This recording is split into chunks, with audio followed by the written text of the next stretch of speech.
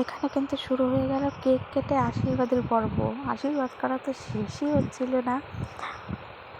তো দেখো ও কেক কাটছে, উপরে শুধু গাড়ির স্টিকার ছিল বলেই এই কেকটা কেটেছিল।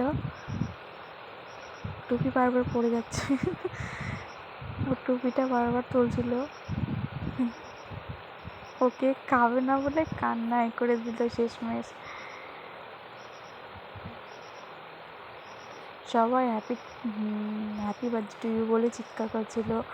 ওটা শুনেও ভয় পেয়ে গেছে, ও কান্নাই করছিল, কেকটা খাবে না।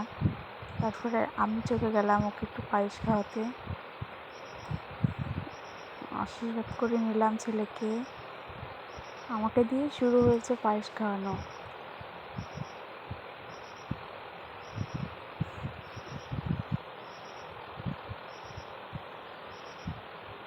তারপরে আমার মা আশীর্বাদ করছে।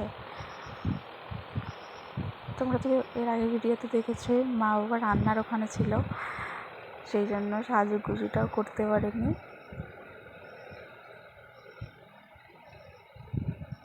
মার কাছ থেকে কিন্তু পায়েস খাইনি বলে পাঁপড় ধরে দিয়েছিল হাতে।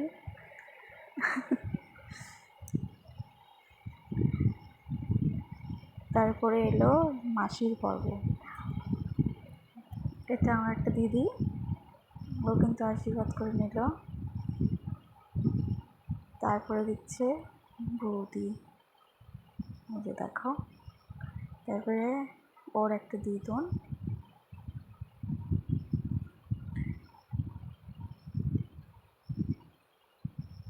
তারপরে এই যে আমার মাসির মেয়ে, ওরও মাসি।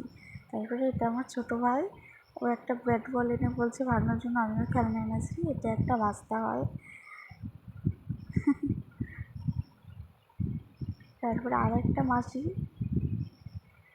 এটা কিন্তু আমার মাসি না, আমার ছেলের মাসি। তারপরে আমার বড় ভাইও ওকে একটু পায়েস খাওয়াতে গেল, পায়েস নাকি একটা পাঁপড় ধরাই দিল হাতে।